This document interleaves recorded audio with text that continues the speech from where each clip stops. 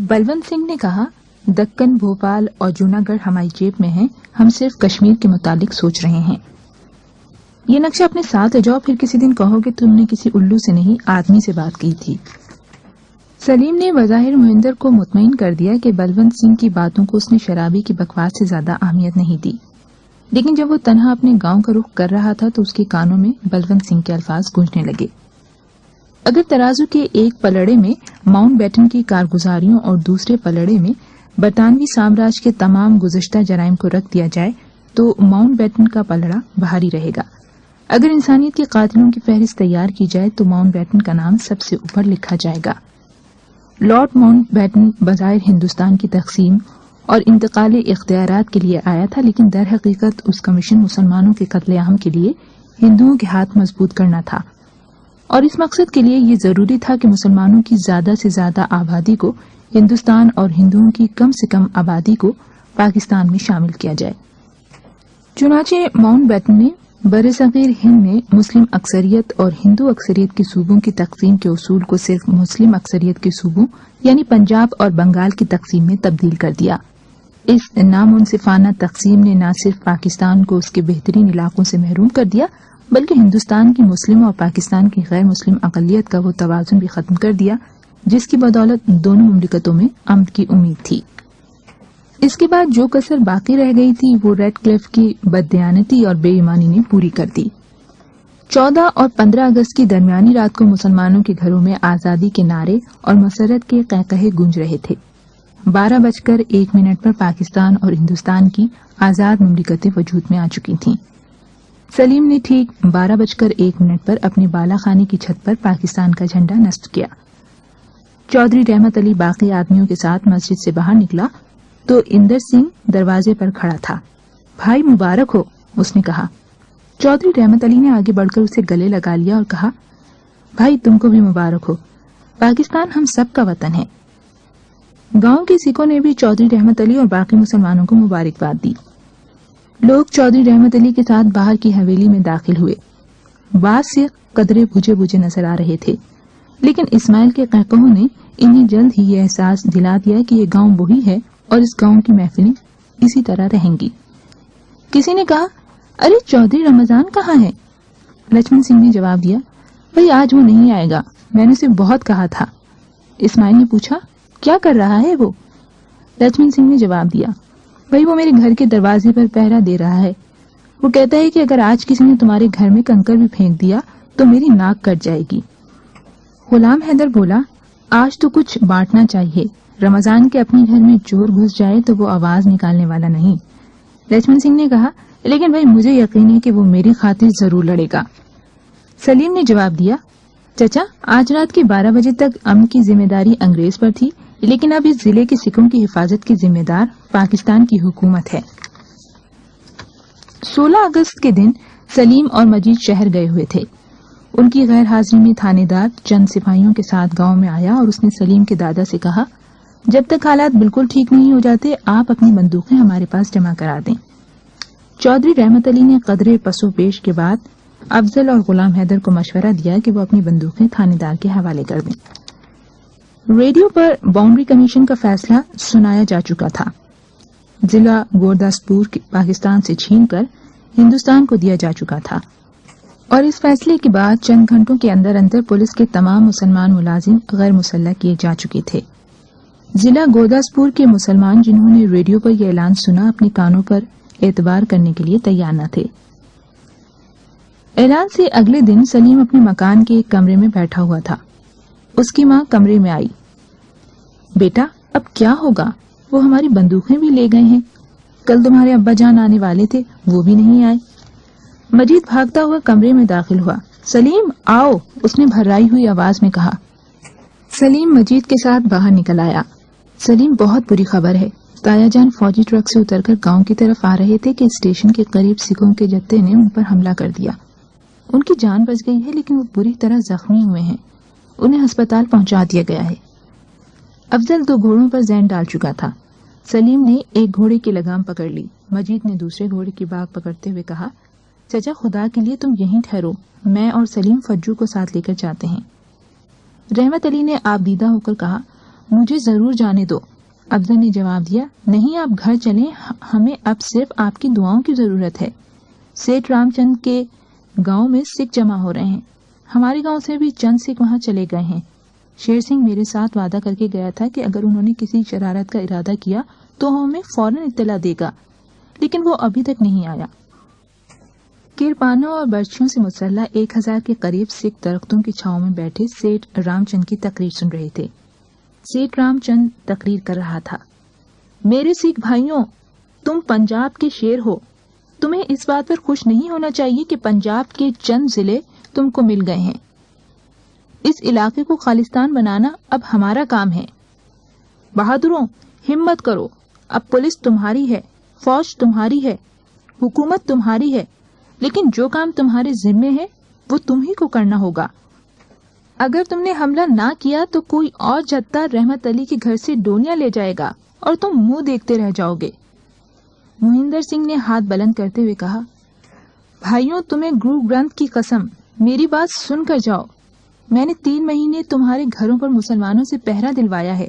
میں تمہارا دشمن نہیں، اور اگر میں تمہارا دشمن ہوں تو سیٹھ رام چند تمہارا دوست نہیں ہو سکتا۔ چرن سنگھ نے کہا، بھائیوں، یہ مسلمانوں کا طرفدار ہے، اس کی باتیں مت سنو۔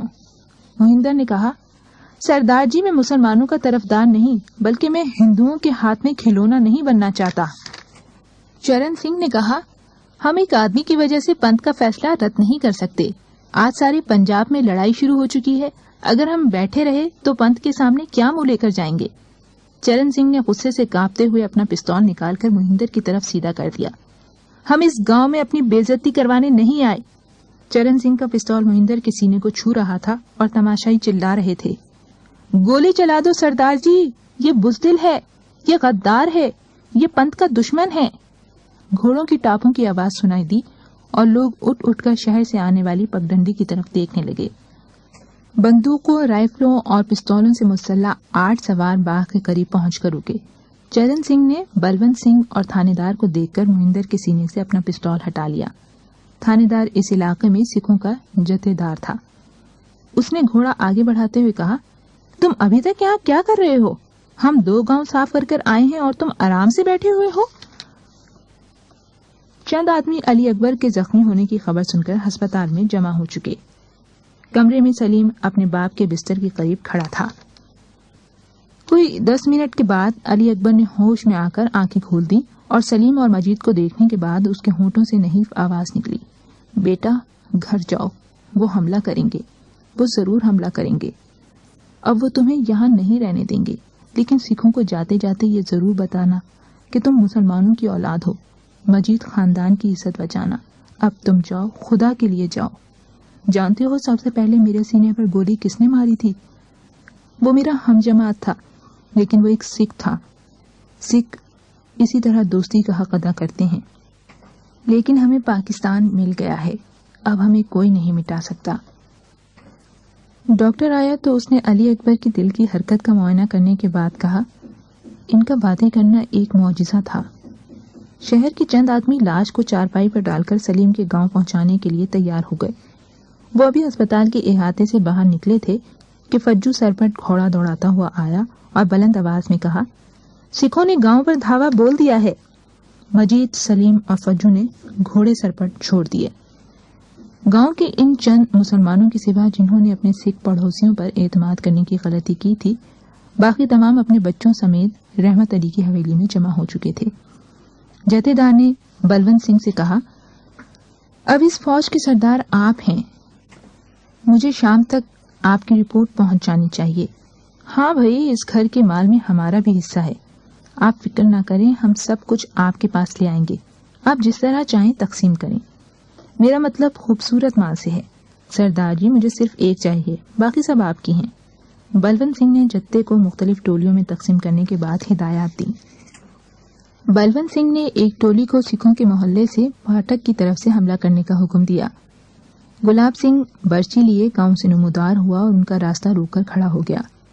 بلونت نے 2-3 قدم پیچھے ہٹ کر اپنی رائفل سیدھی کرتے ہوئے کہا، تمہاری یہ جرت؟ اندر سنگھ لاٹھی ٹیکتا ہوا گلی سے نمودار ہوا۔ گلاب سنگھ نے اپنے دادا کی طرف دیکھتے ہوئے کہا، بابا جی یہ ہمارے گاؤں پر حملہ کرنے آئے ہیں۔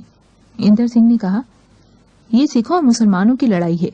آج تک مجھے یہ تانا دیا جاتا تھا کہ میں رحمت علی سے ڈرتا ہوں، لیکن آج کے بعد مجھے یہ تانا کوئی نہ دے سکے گا۔ چودھری رحمت علی چند آدمیوں کے ساتھ چھت کی منڈیر کی آڑ میں بیٹھا ہوا تھا۔ وہ اندر سنگھ کی آواز سن کر فوراً اٹھا اور منڈیر کے پاس جا کھڑا ہوا۔ افضل نے آواز دی، ابا جان بیٹھ جاؤ، پیچھے ہٹ جاؤ، ان کے پاس بندوقیں ہیں۔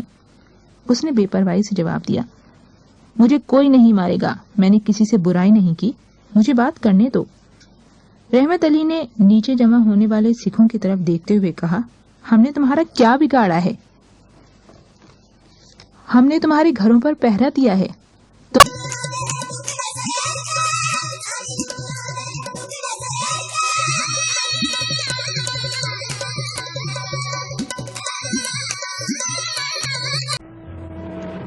نسیم حجازی کا ناول خاک اور خون، کیسٹ نمبر 5۔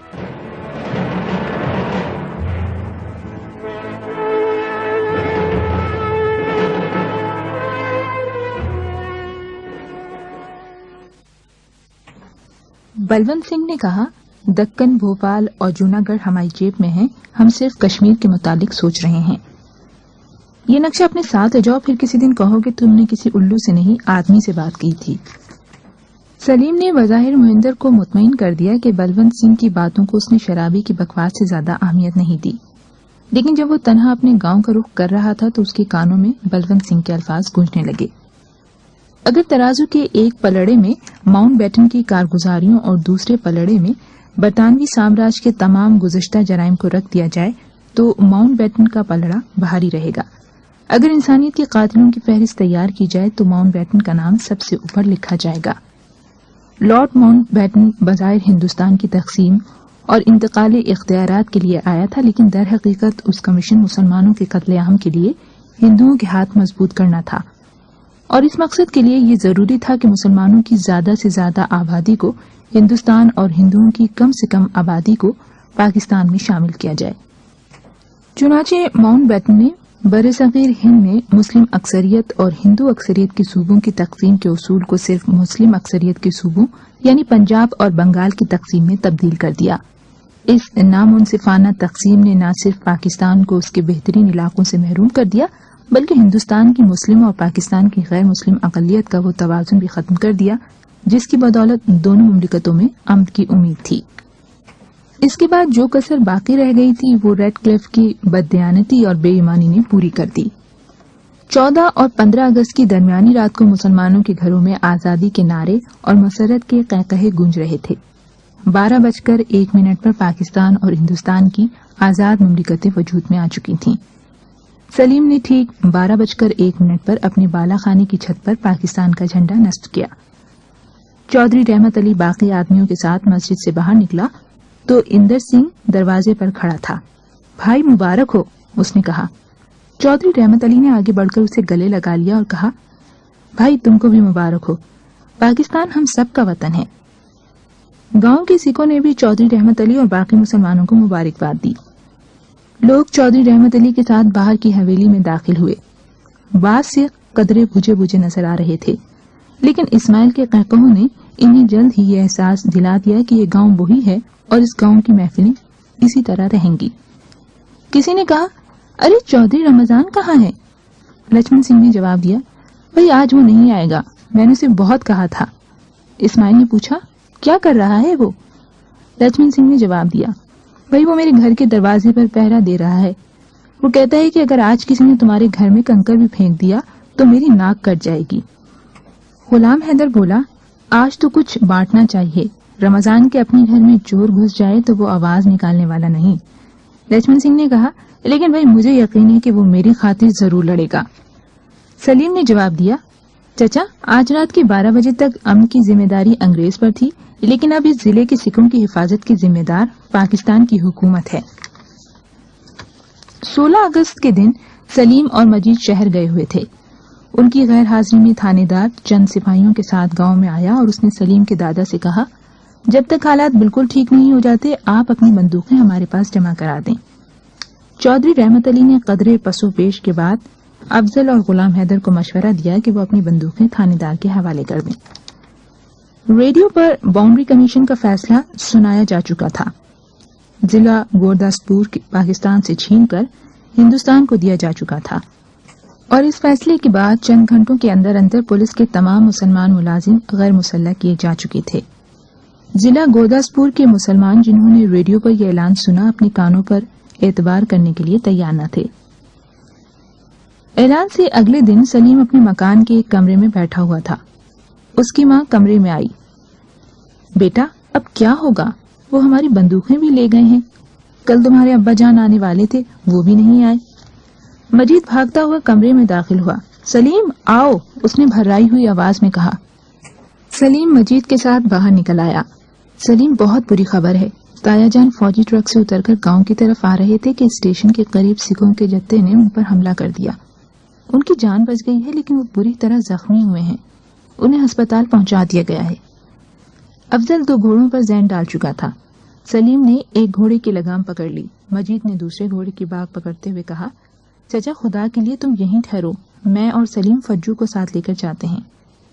رحمت علی نے آپ دیدہ ہو کر کہا، مجھے ضرور جانے دو۔ افضل نے جواب دیا، نہیں آپ گھر چلیں، ہمیں اب صرف آپ کی دعاؤں کی ضرورت ہے۔ سیٹھ رام چند کے گاؤں میں سکھ جمع ہو رہے ہیں، ہمارے گاؤں سے بھی چند سکھ وہاں چلے گئے ہیں۔ شیر سنگھ میرے ساتھ وعدہ کر کے گیا تھا کہ اگر انہوں نے کسی شرارت کا ارادہ کیا تو ہمیں فوراً اطلاع دے گا، لیکن وہ ابھی تک نہیں آیا۔ کرپانوں اور برچھیوں سے مسلح 1000 کے قریب سکھ درختوں کی چھاؤں میں بیٹھے سیٹھ رام چند کی تقریر سن رہے تھے۔ سیٹھ رام چند تقریر کر رہا تھا، میرے سکھ بھائیوں، تم پنجاب کے شیر ہو، تمہیں اس بات پر خوش نہیں ہونا چاہیے کہ پنجاب کے چند ضلع تم کو مل گئے ہیں۔ اس علاقے کو خالصتان بنانا اب ہمارا کام ہے۔ بہادروں ہمت کرو، اب پولیس تمہاری ہے، فوج تمہاری ہے، حکومت تمہاری ہے، لیکن جو کام تمہارے ذمے ہے وہ تم ہی کو کرنا ہوگا۔ اگر تم نے حملہ نہ کیا تو کوئی اور جتھا رحمت علی کے گھر سے ڈونیاں لے جائے گا اور تم منہ دیکھتے رہ جاؤ گے۔ مہندر سنگھ نے ہاتھ بلند کرتے ہوئے کہا، بھائیوں تمہیں گرو گرنتھ کی قسم، میری بات سن کر جاؤ۔ میں نے 3 مہینے تمہارے گھروں پر مسلمانوں سے پہرا دلوایا ہے، میں تمہارا دشمن نہیں، اور اگر میں تمہارا دشمن ہوں تو سیٹھ رام چند تمہارا دوست نہیں ہو سکتا۔ چرن سنگھ نے کہا، بھائیوں یہ مسلمانوں کا طرفدار ہے، اس کی باتیں مت سنو۔ مہندر نے کہا، سردار جی میں مسلمانوں کا طرفدار نہیں بلکہ میں ہندوؤں کے ہاتھ میں کھلونا نہیں بننا چاہتا۔ چرن سنگھ نے کہا، ہم ایک آدمی کی وجہ سے پنتھ کا فیصلہ رد نہیں کر سکتے۔ آج سارے پنجاب میں لڑائی شروع ہو چکی ہے، اگر ہم بیٹھے رہے تو پنتھ کے سامنے کیا منہ لے کر جائیں گے؟ چرن سنگھ نے غصے سے کانپتے ہوئے اپنا پستول نکال کر مہندر کی طرف سیدھا کر دیا۔ ہم اس گاؤں میں اپنی بے عزتی کروانے نہیں آئے۔ چرن سنگھ کا پستول مہندر کے سینے کو چھو رہا تھا اور تماشائی چلا رہے تھے، گولی چلا دو سردار جی، یہ بزدل ہے، یہ غدار ہے، یہ پنتھ کا دشمن ہے۔ گھوڑوں کی ٹاپوں کی آواز سنائی دی اور لوگ اٹھ اٹھ کر شہر سے آنے والی پگڈنڈی کی طرف دیکھنے لگے۔ بندوقوں، رائفلوں اور پستولوں سے مسلح 8 سوار باغ کے قریب پہنچ کر رکے۔ چرن سنگھ نے بلونت سنگھ اور تھانے دار کو دیکھ کر مہندر کے سینے سے اپنا پستول ہٹا لیا۔ تھانے دار اس علاقے میں سکھوں کا جتھے دار تھا۔ اس نے گھوڑا آگے بڑھاتے ہوئے کہا، تم ابھی تک یہاں کیا کر رہے ہو؟ ہم 2 گاؤں صاف کر کر آئے ہیں اور تم آرام سے بیٹھے ہوئے ہو؟ چند آدمی علی اکبر کے زخمی ہونے کی خبر سن کر ہسپتال میں جمع ہو چکے۔ کمرے میں سلیم اپنے باپ کے بستر کے قریب کھڑا تھا۔ کوئی 10 منٹ کے بعد علی اکبر نے ہوش میں آ کر آنکھیں کھول دیں اور سلیم اور مجید کو دیکھنے کے بعد اس کے ہونٹوں سے نحیف آواز نکلی، بیٹا گھر جاؤ، وہ حملہ کریں گے، وہ ضرور حملہ کریں گے۔ اب وہ تمہیں یہاں نہیں رہنے دیں گے، لیکن سکھوں کو جاتے جاتے یہ ضرور بتانا کہ تم مسلمانوں کی اولاد ہو، مجید خاندان کی عزت بچانا۔ اب تم جاؤ، خدا کے لیے جاؤ۔ جانتے ہو سب سے پہلے میرے سینے پر گولی کس نے ماری تھی؟ وہ میرا ہم جماعت تھا، لیکن وہ ایک سکھ تھا۔ سکھ اسی طرح دوستی کا حق ادا کرتے ہیں، لیکن ہمیں پاکستان مل گیا ہے، اب ہمیں کوئی نہیں مٹا سکتا۔ ڈاکٹر آیا تو اس نے علی اکبر کی دل کی حرکت کا معائنہ کرنے کے بعد کہا، ان کا باتیں کرنا ایک معجزہ تھا۔ شہر کے چند آدمی لاش کو چارپائی پر ڈال کر سلیم کے گاؤں پہنچانے کے لیے تیار ہو گئے۔ وہ ابھی اسپتال کے احاطے سے باہر نکلے تھے کہ فجو سر پر گھوڑا دوڑاتا ہوا آیا اور بلند آواز میں کہا، سکھوں نے گاؤں پر دھاوا بول دیا ہے۔ مجید، سلیم اور فجو نے گھوڑے سر پر چھوڑ دیے۔ گاؤں کے ان چند مسلمانوں کے سوا جنہوں نے اپنے سکھ پڑوسیوں پر اعتماد کرنے کی غلطی کی تھی، باقی تمام اپنے بچوں سمیت رحمت علی کی حویلی میں جمع ہو چکے تھے۔ جتھے دار نے بلونت سنگھ سے کہا، اب اس فوج کے سردار آپ ہیں، مجھے شام تک آپ کی رپورٹ پہنچ جانی چاہیے۔ ہاں بھائی، اس گھر کے مال میں ہمارا بھی حصہ ہے، آپ فکر نہ کریں، ہم سب کچھ آپ کے پاس لے آئیں گے، آپ جس طرح چاہیں تقسیم کریں۔ میرا مطلب خوبصورت مال سے ہے سردار جی، مجھے صرف ایک چاہیے، باقی سب آپ کی ہیں۔ بلونت سنگھ نے جتے کو مختلف ٹولیوں میں تقسیم کرنے کے بعد ہدایات دی۔ بلونت سنگھ نے ایک ٹولی کو سکھوں کے محلے سے پھاٹک کی طرف سے حملہ کرنے کا حکم دیا۔ گلاب سنگھ برچی لیے گاؤں سے نمودار ہوا اور ان کا راستہ روک کر کھڑا ہو گیا۔ بلونت نے 2-3 قدم پیچھے ہٹ کر اپنی رائفل سیدھی کرتے ہوئے کہا، تمہاری یہ جرت؟ اندر سنگھ لاٹھی ٹیکتا ہوا گلی سے نمودار ہوا۔ گلاب سنگھ نے اپنے دادا کی طرف دیکھتے ہوئے کہا، بابا جی، یہ ہمارے گاؤں پر حملہ کرنے آئے ہیں۔ اندر سنگھ نے کہا، یہ سکھوں اور مسلمانوں کی لڑائی ہے۔ آج تک مجھے یہ تانا دیا جاتا تھا کہ میں رحمت علی سے ڈرتا ہوں، لیکن آج کے بعد مجھے یہ تانا کوئی نہ دے سکے گا۔ چودھری رحمت علی چند آدمیوں کے ساتھ چھت کی منڈیر کی آڑ میں بیٹھا ہوا تھا۔ وہ اندر سنگھ کی آواز سن کر فوراً اٹھا اور منڈیر کے پاس جا کھڑا ہوا۔ افضل نے آواز دی، ابا جان بیٹھ جاؤ، پیچھے ہٹ جاؤ، ان کے پاس بندوقیں ہیں۔ اس نے بے پرواہی سے جواب دیا، مجھے کوئی نہیں مارے گا، میں نے کسی سے برائی نہیں کی، مجھے بات کرنے دو۔ رحمت علی نے نیچے جمع ہونے والے سکھوں کی طرف دیکھتے ہوئے کہا، ہم نے تمہارا کیا بگاڑا ہے؟ ہم نے تمہارے گھروں پر پہرا دیا ہے۔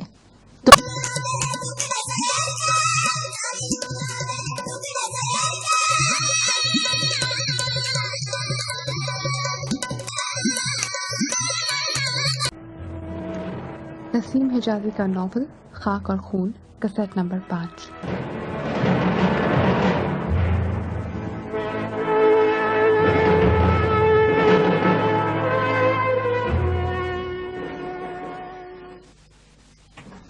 بلونت سنگھ نے کہا، دکن، بھوپال اور جوناگڑھ ہماری جیب میں ہیں، ہم صرف کشمیر کے متعلق سوچ رہے ہیں۔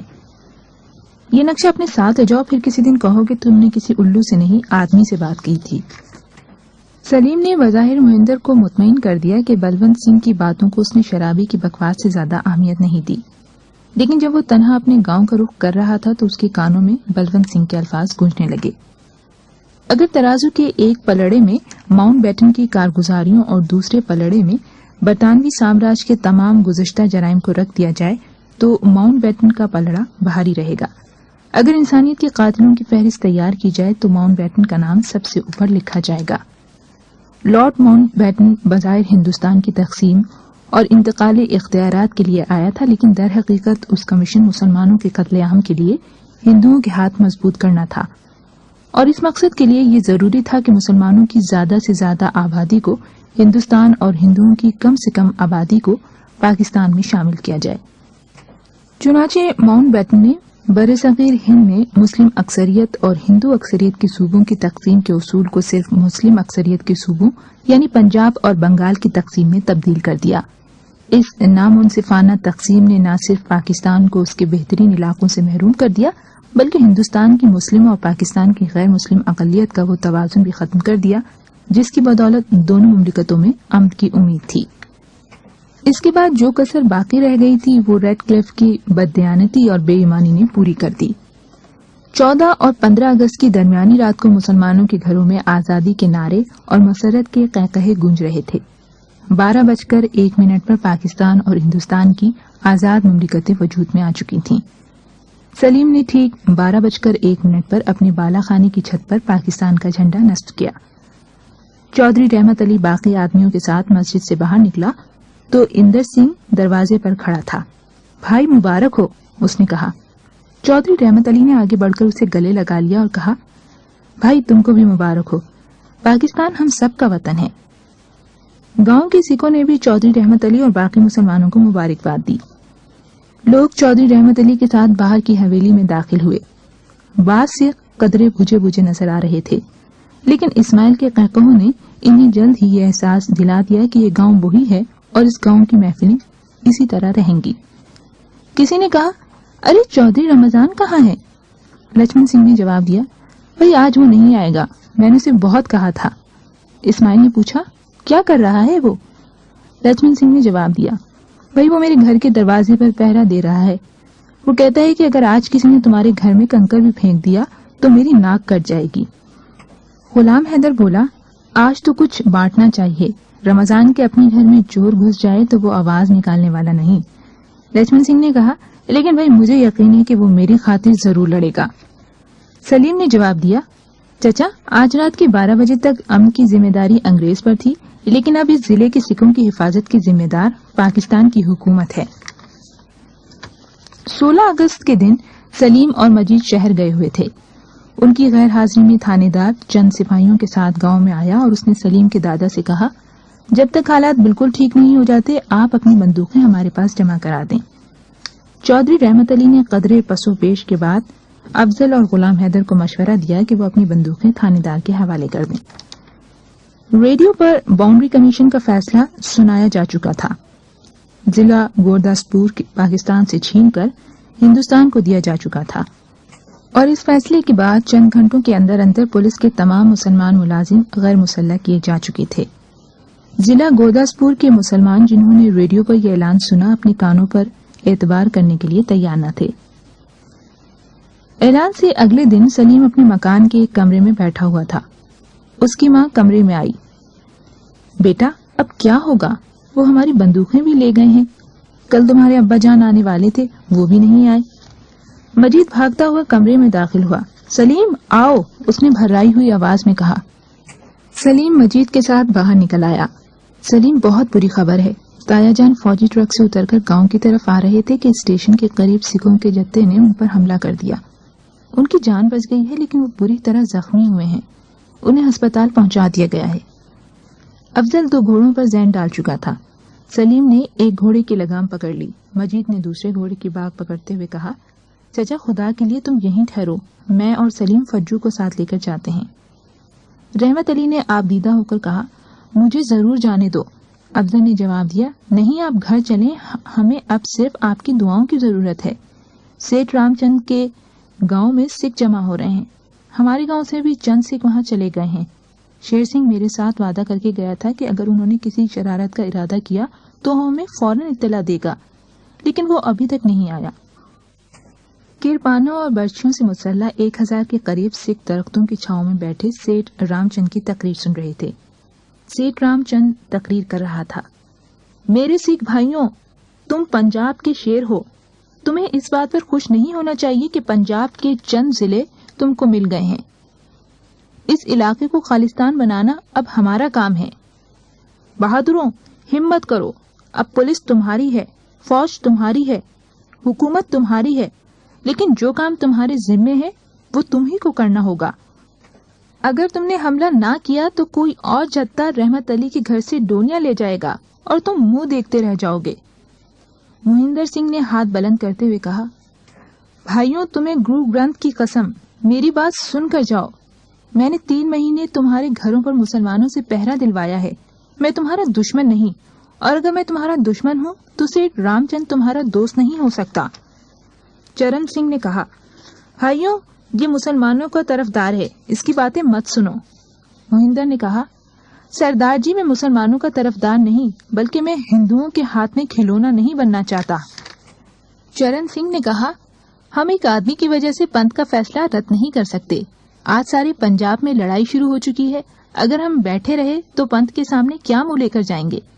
چرن سنگھ نے غصے سے کانپتے ہوئے اپنا پستول نکال کر مہندر کی طرف سیدھا کر دیا، ہم اس گاؤں میں اپنی بے عزتی کروانے نہیں آئے۔ چرن سنگھ کا پستول مہندر کے سینے کو چھو رہا تھا اور تماشائی چلا رہے تھے، گولی چلا دو سردار جی، یہ بزدل ہے، یہ غدار ہے، یہ پنتھ کا دشمن ہے۔ گھوڑوں کی ٹاپوں کی آواز سنائی دی اور لوگ اٹھ اٹھ کر شہر سے آنے والی پگڈنڈی کی طرف دیکھنے لگے۔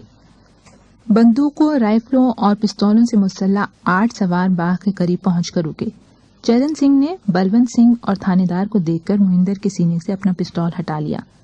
थानेदार इस इलाके में सिखों का जथेदार था। उसने घोड़ा आगे बढ़ाते हुए कहा, तुम अभी तक यहाँ क्या कर रहे हो?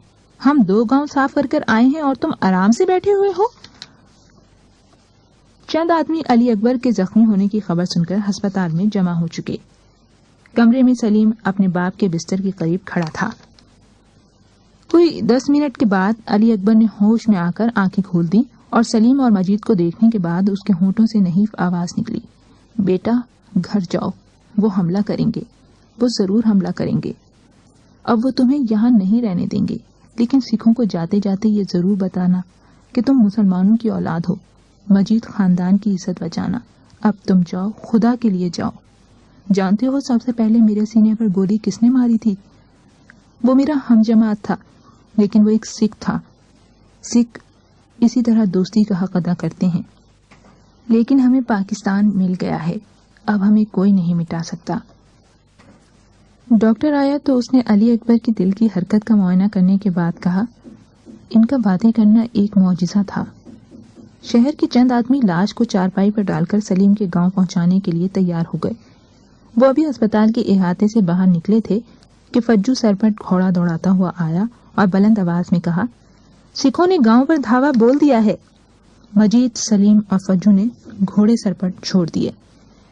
गांव के इन चंद मुसलमानों के सिवा जिन्होंने अपने सिख पड़ोसियों पर एतमाद करने की गलती की थी, बाकी तमाम अपने बच्चों समेत रहमत अली की हवेली में जमा हो चुके थे। जथेदार ने बलवंत सिंह से कहा, अब इस फौज के सरदार आप हैं, मुझे शाम तक आपकी रिपोर्ट पहुंच जानी चाहिए। हाँ भाई, इस घर के माल में हमारा भी हिस्सा है। आप फिक्र ना करें, हम सब कुछ आपके पास ले आएंगे। आप जिस तरह चाहें तकसीम करें। मेरा मतलब खूबसूरत माल से है। सरदार जी, मुझे सिर्फ एक चाहिए, बाकी सब आपकी हैं। बलवंत सिंह ने जत्थे को मुख्तलिफ टोलियों में तकसीम करने के बाद हिदायत दी। बलवंत सिंह ने एक टोली को सिखों के मोहल्ले से फाटक की तरफ से हमला करने का हुक्म दिया। गुलाब सिंह बर्ची लिए गांव से नमूदार हुआ और उनका रास्ता रोककर खड़ा हो गया। बलवंत ने 2-3 कदम पीछे हटकर अपनी राइफल सीधी करते हुए कहा, तुम्हारी ये जुर्रत? इंदर सिंह लाठी टेकता हुआ गली से नमूदार हुआ। गुलाब सिंह ने अपने दादा की तरफ देखते हुए कहा, बाबा जी, ये हमारे गांव पर हमला करने आए हैं। इंदर सिंह ने कहा, ये सिखों और मुसलमानों की लड़ाई है। आज तक मुझे ये ताना दिया जाता था कि मैं रहमत अली से डरता हूँ, लेकिन आज के बाद मुझे ये ताना कोई न दे सकेगा। चौधरी रहमत अली चंद आदमियों के साथ छत की मुंडेर की आड़ में बैठा हुआ था। वो इंदर सिंह की आवाज सुनकर फौरन उठा और मुंडेर के पास जा खड़ा हुआ। अफजल ने आवाज दी, अब्बा जान बैठ जाओ, पीछे हट जाओ, इनके पास बंदूकें हैं। उसने बेपरवाही से जवाब दिया, मुझे कोई नहीं मारेगा, मैंने किसी से बुराई नहीं की, मुझे बात करने दो। रहमत अली ने नीचे जमा होने वाले सिखों की तरफ देखते हुए कहा, हमने तुम्हारा क्या बिगाड़ा है? हमने तुम्हारे घरों पर पहरा दिया है।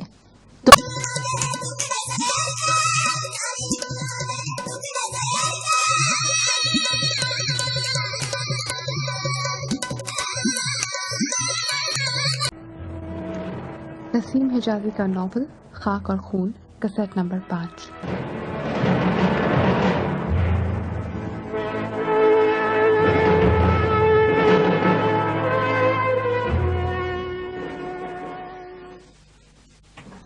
बलवंत सिंह ने कहा, दक्कन, भोपाल और जूनागढ़ हमारी जेब में है, हम सिर्फ कश्मीर के मुतालिक सोच रहे हैं।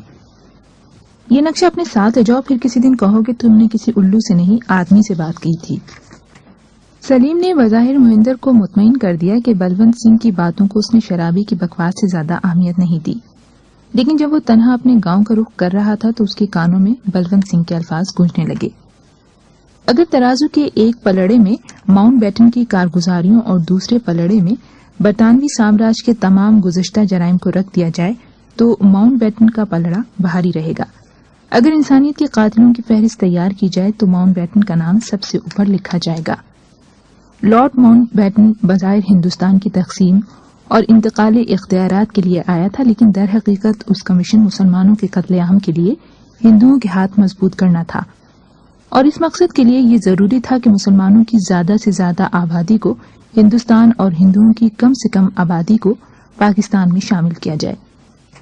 چنانچہ ماؤنٹ بیٹن نے برصغیر ہند میں مسلم اکثریت اور ہندو اکثریت کے صوبوں کی تقسیم کے اصول کو صرف مسلم اکثریت کے صوبوں یعنی پنجاب اور بنگال کی تقسیم میں تبدیل کر دیا۔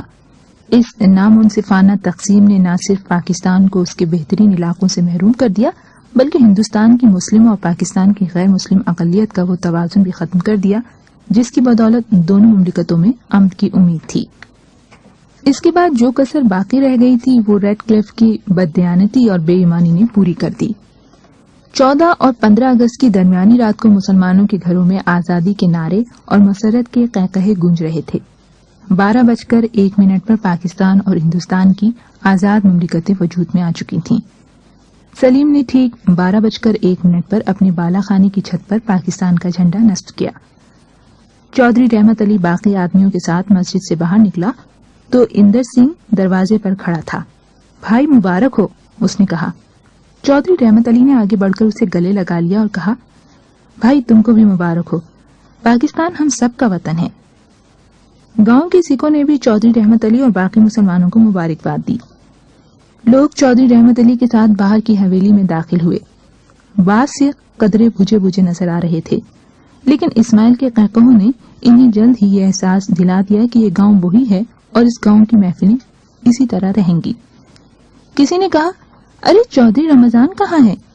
لچمن سنگھ نے جواب دیا، بھئی آج وہ نہیں آئے گا، میں نے اسے بہت کہا تھا۔ اسماعیل نے پوچھا، کیا کر رہا ہے وہ؟ لچمن سنگھ نے جواب دیا، بھئی وہ میرے گھر کے دروازے پر پہرا دے رہا ہے۔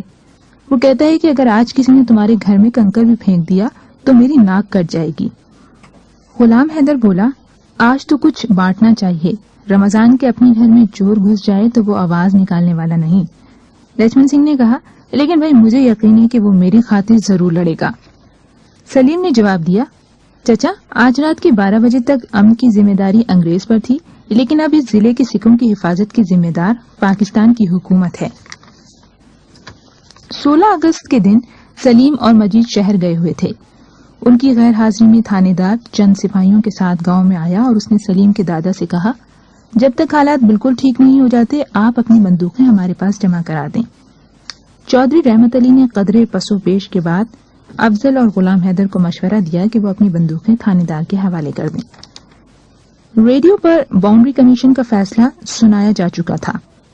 ضلع گورداسپور پاکستان سے چھین کر ہندوستان کو دیا جا چکا تھا، اور اس فیصلے کے بعد چند گھنٹوں کے اندر اندر پولیس کے تمام مسلمان ملازم غیر مسلح کیے جا چکے تھے۔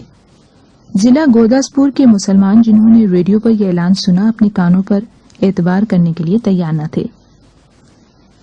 اعلان سے اگلے دن سلیم اپنے مکان کے ایک کمرے میں بیٹھا ہوا تھا۔ اس کی ماں کمرے میں آئی، بیٹا اب کیا ہوگا؟ وہ ہماری بندوقیں بھی لے گئے ہیں، کل تمہارے ابا جان آنے والے تھے وہ بھی نہیں آئے۔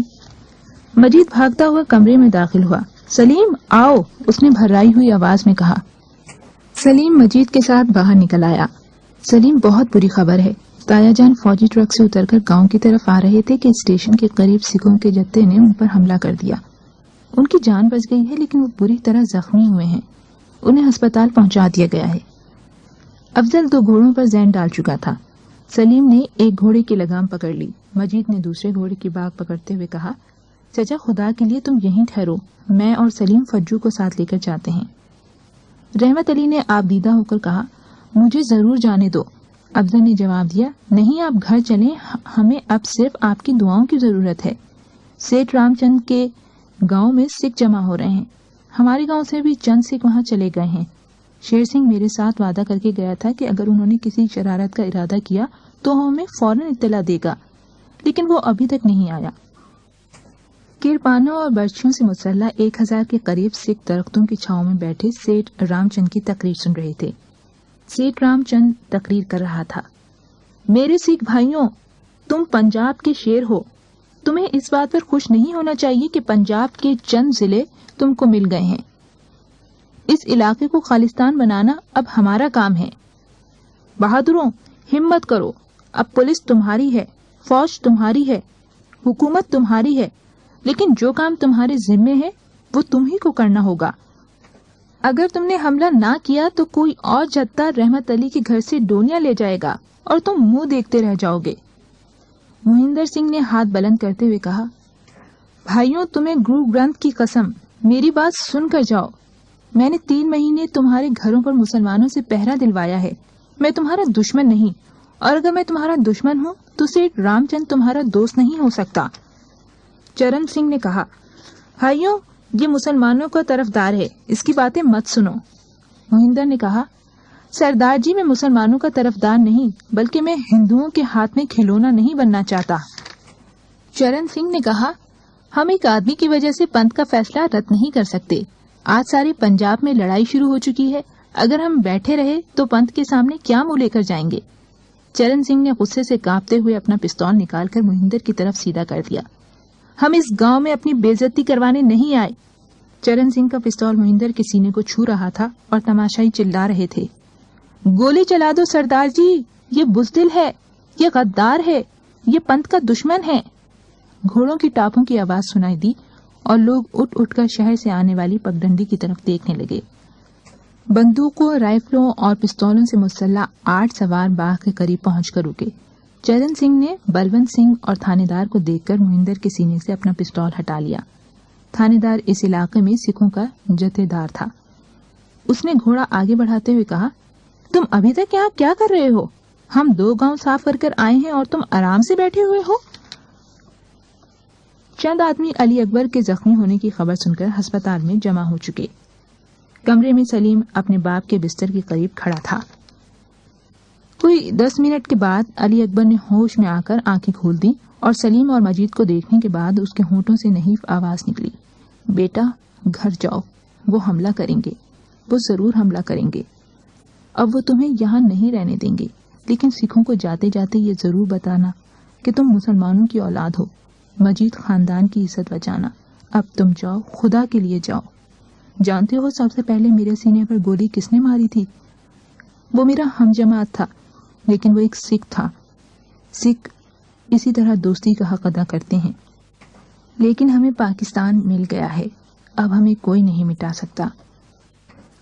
ڈاکٹر آیا تو اس نے علی اکبر کی دل کی حرکت کا معائنہ کرنے کے بعد کہا، ان کا باتیں کرنا ایک معجزہ تھا۔ شہر کے چند آدمی لاش کو چارپائی پر ڈال کر سلیم کے گاؤں پہنچانے کے لیے تیار ہو گئے۔ وہ ابھی اسپتال کے احاطے سے باہر نکلے تھے کہ فجو سر پر گھوڑا دوڑاتا ہوا آیا اور بلند آواز میں کہا، سکھوں نے گاؤں پر دھاوا بول دیا ہے۔ مجید، سلیم اور فجو نے گھوڑے سر پر چھوڑ دیے۔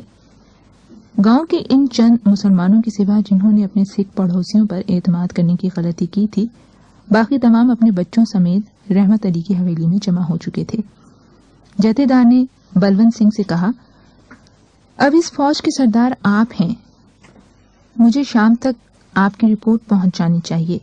ہاں بھائی، اس گھر کے مال میں ہمارا بھی حصہ ہے، آپ فکر نہ کریں، ہم سب کچھ آپ کے پاس لے آئیں گے، آپ جس طرح چاہیں تقسیم کریں۔ میرا مطلب خوبصورت مال سے ہے سردار جی، مجھے صرف ایک چاہیے، باقی سب آپ کی ہیں۔ بلونت سنگھ نے جتھے کو مختلف ٹولیوں میں تقسیم کرنے کے بعد ہدایات دی۔ بلونت سنگھ نے ایک ٹولی کو سکھوں کے محلے سے پھاٹک کی طرف سے حملہ کرنے کا حکم دیا۔ گلاب سنگھ برچی لیے گاؤں سے نمودار ہوا اور ان کا راستہ روک کر کھڑا ہو گیا۔ بلونت نے 2-3 قدم پیچھے ہٹ کر اپنی رائفل سیدھی کرتے ہوئے کہا، تمہاری یہ جرت؟ اندر سنگھ لاٹھی ٹیکتا ہوا گلی سے نمودار ہوا۔ گلاب سنگھ نے اپنے دادا کی طرف دیکھتے ہوئے کہا، بابا جی، یہ ہمارے گاؤں پر حملہ کرنے آئے ہیں۔ اندر سنگھ نے کہا، یہ سکھوں اور مسلمانوں کی لڑائی ہے۔ آج تک مجھے یہ تانا دیا جاتا تھا کہ میں رحمت علی سے ڈرتا ہوں، لیکن آج کے بعد مجھے یہ تانا کوئی نہ دے سکے گا۔ چودھری رحمت علی چند آدمیوں کے ساتھ چھت کی منڈیر کی آڑ میں بیٹھا ہوا تھا۔ وہ اندر سنگھ کی آواز سن کر فوراً اٹھا اور منڈیر کے پاس جا کھڑا ہوا۔ افضل نے آواز دی، ابا جان بیٹھ جاؤ، پیچھے ہٹ جاؤ، ان کے پاس بندوقیں ہیں۔ اس نے بے پرواہی سے جواب دیا، مجھے کوئی نہیں مارے گا، میں نے کسی سے برائی نہیں کی، مجھے بات کرنے دو۔ رحمت علی نے نیچے جمع ہونے والے سکھوں کی طرف دیکھتے ہوئے کہا، ہم نے تمہارا کیا بگاڑا ہے؟ ہم نے تمہارے گھروں پر پہرا دیا ہے۔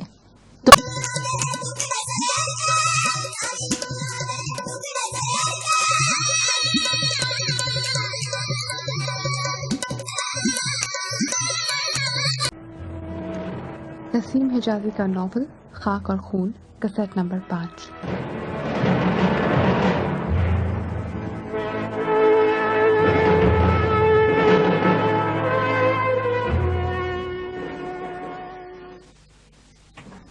बलवंत सिंह ने कहा, दक्कन, भोपाल और जूनागढ़ हमारी जेब में है, हम सिर्फ कश्मीर के मुतालिक सोच रहे हैं। ये नक्शा अपने साथ ले जाओ, फिर किसी दिन कहोगे तुमने किसी उल्लू से नहीं आदमी से बात की थी। सलीम ने बज़ाहिर मुहिंदर को मुतमईन कर दिया कि बलवंत सिंह की बातों को उसने शराबी की बकवास से ज्यादा अहमियत नहीं दी, लेकिन जब वो तन्हा अपने गांव का रुख कर रहा था तो उसके कानों में बलवंत सिंह के अल्फाज गूंजने लगे। अगर तराजू के एक पलड़े में माउंट बैटन की कारगुजारियों और दूसरे पलड़े में बरतानवी साम्राज्य के तमाम गुज़श्ता जराइम को रख दिया जाए तो माउंट बैटन का पलड़ा भारी रहेगा। अगर इंसानियत के कातिलों की फहरिस्त तैयार की जाए तो माउंट बैटन का नाम सबसे ऊपर लिखा जाएगा। लॉर्ड माउंट बैटन बज़ाहिर हिंदुस्तान की तकसीम और इंतकाल इख्तियारात के लिए आया था, लेकिन दर हकीकत उसका मिशन मुसलमानों के कत्लेआम के लिए हिंदुओं के हाथ मजबूत करना था, और इस मकसद के लिए ये जरूरी था कि मुसलमानों की ज्यादा से ज्यादा आबादी को हिंदुस्तान और हिंदुओं की कम से कम आबादी को पाकिस्तान में शामिल किया जाए। चुनाचे माउंट बैटन ने बरसगीर हिंद में मुस्लिम अक्सरियत और हिंदू अक्सरियत के सूबों की तकसीम के उसूल को सिर्फ मुस्लिम अक्सरियत के सूबों यानी पंजाब और बंगाल की तकसीम में तब्दील कर दिया। इस नामुनसिफाना तकसीम ने न सिर्फ पाकिस्तान को उसके बेहतरीन इलाकों से महरूम कर दिया, बल्कि हिंदुस्तान की मुस्लिम और पाकिस्तान की गैर मुस्लिम अक़लियत का वो तवाज़ुन भी खत्म कर दिया जिसकी बदौलत दोनों मुमलिकतों में अमन की उम्मीद थी। इसके बाद जो कसर बाकी रह गई थी वो रेडक्लिफ की बददियानती और बेईमानी ने पूरी कर दी। 14 और 15 अगस्त की दरमियानी रात को मुसलमानों के घरों में आजादी के नारे और मसरत के कहकहे गूंज रहे थे। 12:01 पर पाकिस्तान और हिंदुस्तान की आजाद मुमलिकतें वजूद में आ चुकी थीं। सलीम ने ठीक 12:01 पर अपने बालाखाने की छत पर पाकिस्तान का झंडा नस्ब किया। चौधरी रहमत अली बाकी आदमियों के साथ मस्जिद से बाहर निकला तो इंदर सिंह दरवाजे पर खड़ा था। भाई मुबारक हो, उसने कहा। चौधरी रहमत अली ने आगे बढ़कर उसे गले लगा लिया और कहा, भाई तुमको भी मुबारक हो, पाकिस्तान हम सब का वतन है। गांव के सिखों ने भी चौधरी रहमत अली और बाकी मुसलमानों को मुबारकबाद दी। लोग चौधरी रहमत अली के साथ बाहर की हवेली में दाखिल हुए। बात से कदरे बुझे बुझे नजर आ रहे थे, लेकिन इस्माइल के कहकहों ने इन्हें जल्द ही ये एहसास दिला दिया कि ये गांव वही है और इस गांव की महफिलें इसी तरह रहेंगी। किसी ने कहा, अरे चौधरी रमजान कहाँ है? लक्ष्मण सिंह ने जवाब दिया, भाई आज वो नहीं आएगा, मैंने उसे बहुत कहा था। इस्माइल ने पूछा, क्या कर रहा है वो? लक्ष्मण सिंह ने जवाब दिया, भाई वो मेरे घर के दरवाजे पर पहरा दे रहा है। वो कहता है कि अगर आज किसी ने तुम्हारे घर में कंकर भी फेंक दिया तो मेरी नाक कट जाएगी। गुलाम हैदर बोला, आज तो कुछ बांटना चाहिए, रमजान के अपने घर में चोर घुस जाए तो वो आवाज निकालने वाला नहीं। लक्ष्मण सिंह ने कहा, लेकिन भाई मुझे यकीन है कि वो मेरी खातिर जरूर लड़ेगा। सलीम ने जवाब दिया, चचा आज रात के 12 बजे तक अमन की जिम्मेदारी अंग्रेज पर थी, लेकिन अब इस जिले के सिखों की हिफाजत की जिम्मेदार पाकिस्तान की हुकूमत है। 16 अगस्त के दिन सलीम और मजीद शहर गए हुए थे। उनकी गैर हाजिरी में थानेदार चंद सिपाहियों के साथ गांव में आया और उसने सलीम के दादा से कहा, जब तक हालात बिल्कुल ठीक नहीं हो जाते आप अपनी बंदूकें हमारे पास जमा करा दें। चौधरी रहमत अली ने कदरे पसो पेश के बाद अफजल और गुलाम हैदर को मशवरा दिया कि वो अपनी बंदूकें थानेदार के हवाले कर दें। रेडियो पर बाउंड्री कमीशन का फैसला सुनाया जा चुका था। जिला गुरदासपुर पाकिस्तान से छीनकर हिंदुस्तान को दिया जा चुका था और इस फैसले के बाद चंद घंटों के अंदर अंदर पुलिस के तमाम मुसलमान मुलाजिम गैर मुसल्लह किए जा चुके थे। जिला गुरदासपुर के मुसलमान जिन्होंने रेडियो पर यह ऐलान सुना अपने कानों पर एतबार करने के लिए तैयार न थे। ऐलान से अगले दिन सलीम अपने मकान के एक कमरे में बैठा हुआ था। उसकी माँ कमरे में आई। बेटा अब क्या होगा? वो हमारी बंदूकें भी ले गए हैं। कल तुम्हारे अब्बा जान आने वाले थे, वो भी नहीं आए। मजीद भागता हुआ कमरे में दाखिल हुआ। सलीम आओ, उसने भर्राई हुई आवाज में कहा। सलीम मजीद के साथ बाहर निकल आया। सलीम बहुत बुरी खबर है। ताया जान फौजी ट्रक से उतरकर गांव की तरफ आ रहे थे कि स्टेशन के करीब सिखों के जत्थे ने उन पर हमला कर दिया। उनकी जान बच गई है, लेकिन वो बुरी तरह जख्मी हुए हैं।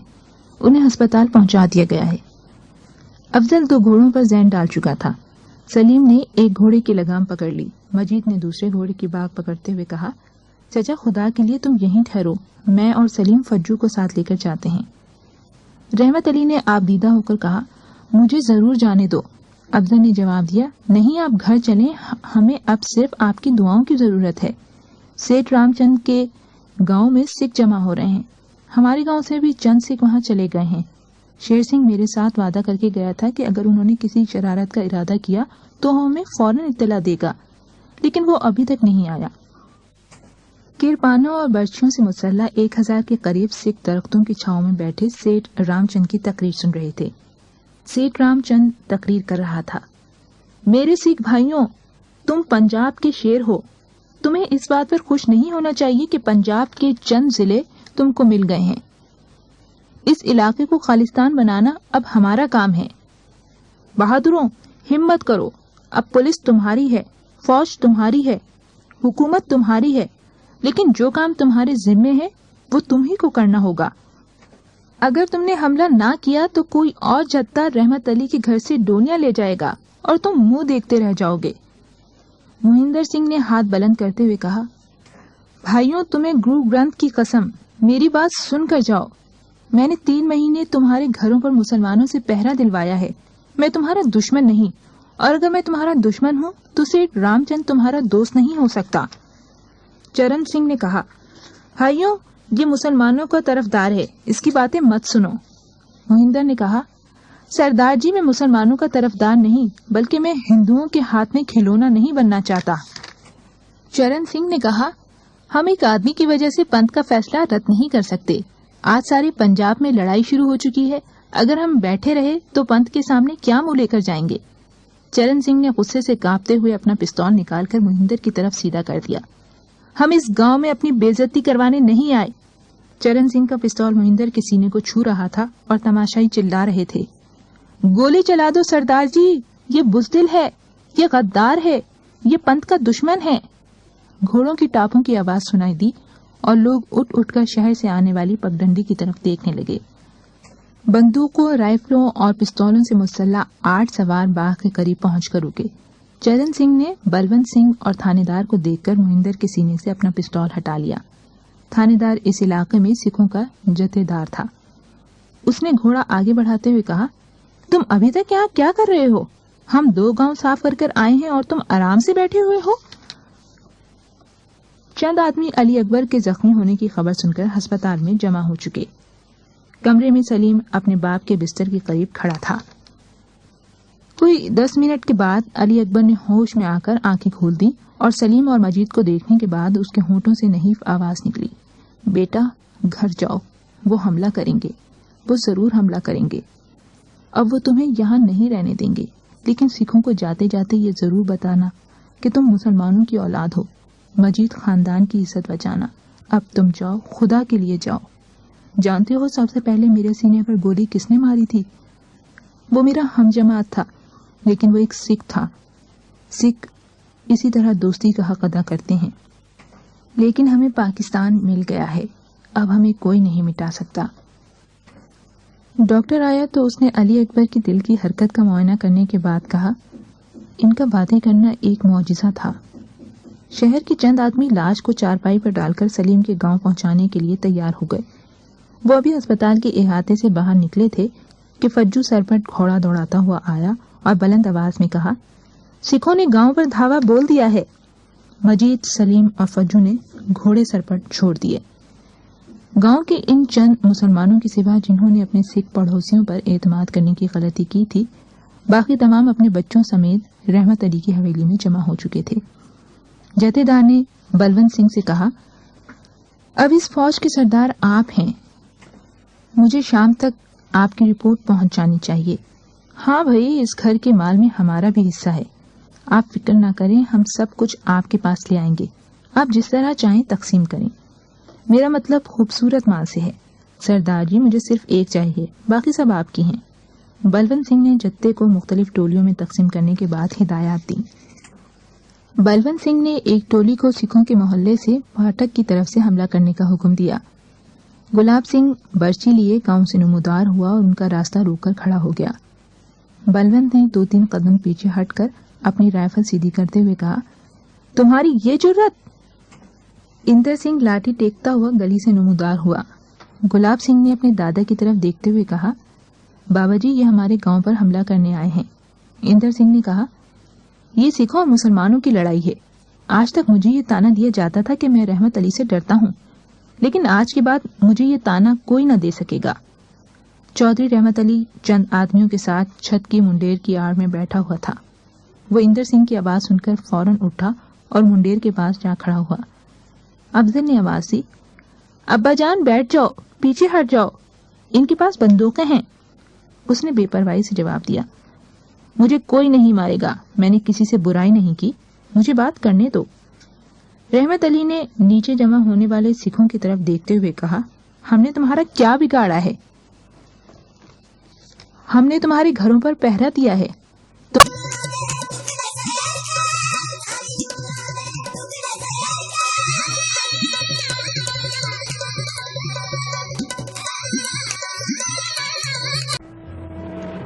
نسیم حجازی کا ناول خاک اور خون، کیسٹ نمبر 5۔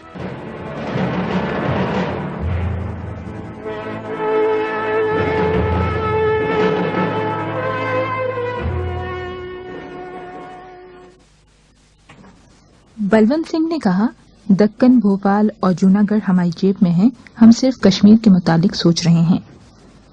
یہ نقشہ اپنے ساتھ لے جاؤ، پھر کسی دن کہو کہ تم نے کسی الو سے نہیں آدمی سے بات کی تھی۔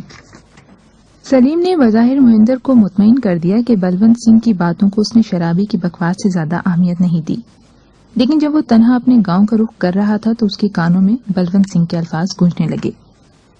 اگر ترازو کے ایک پلڑے میں ماؤنٹ بیٹن کی کارگزاریوں اور دوسرے پلڑے میں برطانوی سامراج کے تمام گزشتہ جرائم کو رکھ دیا جائے تو ماؤنٹ بیٹن کا پلڑا بھاری رہے گا۔ اگر انسانیت کے قاتلوں کی فہرست تیار کی جائے تو ماؤنٹ بیٹن کا نام سب سے اوپر لکھا جائے گا۔ لارڈ ماؤنٹ بیٹن بظاہر ہندوستان کی تقسیم اور انتقال اختیارات کے لیے آیا تھا، لیکن در حقیقت اس کا مشن مسلمانوں کے قتل عام کے لیے ہندوؤں کے ہاتھ مضبوط کرنا تھا، اور اس مقصد کے لیے یہ ضروری تھا کہ مسلمانوں کی زیادہ سے زیادہ آبادی کو ہندوستان اور ہندوؤں کی کم سے کم آبادی کو پاکستان میں شامل کیا جائے۔ چنانچہ ماؤنٹ بیٹن نے برصغیر ہند میں مسلم اکثریت اور ہندو اکثریت کے صوبوں کی تقسیم کے اصول کو صرف مسلم اکثریت کے صوبوں یعنی پنجاب اور بنگال کی تقسیم میں تبدیل کر دیا۔ اس نامنصفانہ تقسیم نے نہ صرف پاکستان کو اس کے بہترین علاقوں سے محروم کر دیا بلکہ ہندوستان کی مسلم اور پاکستان کی غیر مسلم اقلیت کا وہ توازن بھی ختم کر دیا جس کی بدولت دونوں مملکتوں میں امن کی امید تھی۔ اس کے بعد جو کسر باقی رہ گئی تھی وہ ریڈ کلف کی بددیانتی اور بے ایمانی نے پوری کر دی۔ 14 اور 15 اگست کی درمیانی رات کو مسلمانوں کے گھروں میں آزادی کے نعرے اور مسرت کے قہقہے گونج رہے تھے۔ 12:01 پر پاکستان اور ہندوستان کی آزاد مملکتیں وجود میں آ چکی تھیں۔ سلیم نے ٹھیک 12:01 پر اپنے بالا خانے کی چھت پر پاکستان کا جھنڈا نصب کیا۔ چودھری رحمت علی باقی آدمیوں کے ساتھ مسجد سے باہر نکلا تو اندر سنگھ دروازے پر کھڑا تھا۔ بھائی مبارک ہو، اس نے کہا۔ چودھری رحمت علی نے آگے بڑھ کر اسے گلے لگا لیا اور کہا، بھائی تم کو بھی مبارک ہو، پاکستان ہم سب کا وطن ہے۔ گاؤں کے سکھوں نے